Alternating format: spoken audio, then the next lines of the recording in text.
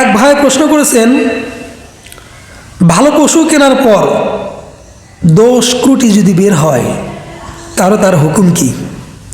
আপনি পশু ক্রয় করছেন, রাত্রে ক্রয় করছেন অথবা দিনে ক্রয় করছেন পশু, এটা ক্রয় করার পরে কি বের হয়েছে? দোষ বের হয়েছে। এরকম যদি দোষ বের হয়, যেমন কান কাটা, লেঞ্জা কাটা, শিং ভাঙ্গা অথবা কোনো অঙ্গ প্রত্যঙ্গ কাটা, তাহলে তার হুকুম কি? বলে যদি আপনি ধনী হন তাহলে আরেকটা পশু ক্রয় করে আল্লাহর রাস্তায় কোরবানি করবেন। আর যদি পশু ক্রয়কারী যদি গরিব হয় তাহলে সেই ব্যক্তি সেটাই আল্লাহর রাস্তায় কোরবানি করলে আল্লাহ কবুল করবেন। আল্লাহু আলাম। একবার জানতে চেয়েছেন, গর্ভবতী পশুর হুকুম কি? এমন পশু ক্রয় করছেন, আরে দেখতেছেন পশুর পেটে কি বাচ্চা, এখন হুকুম কি?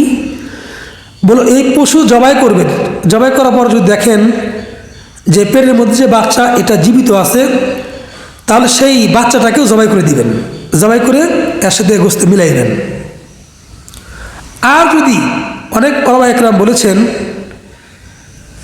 আর যদি প্রসব হওয়ার নিকটে আসে, একবারে নিকটে, এক দুই দিনের মধ্যে বাচ্চা হবে, তাহলে এমন গরু দিয়ে কোরবানি করা মাকরু হবে।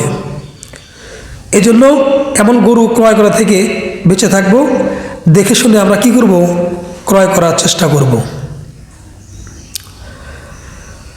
শরিকের মাসআলা, আমরা যে অনেকে শরিক নিই, 5 জন 7 জন 3 জন 2 জন, শরিকে মাসআলা এখানে কয়েকটা বলা হবে, খুবই গুরুত্বপূর্ণ, ভালো করে শুনবেন, ফায়দা হবে। এক ভাই এখানে জানতে চাইছিলেন যে একটা পশুতে কয়জন আমরা শরিক হতে পারবো, অংশগ্রহণ করতে পারবো? উপস্থিত হাজিরিন, আমি আগেই বলেছিলাম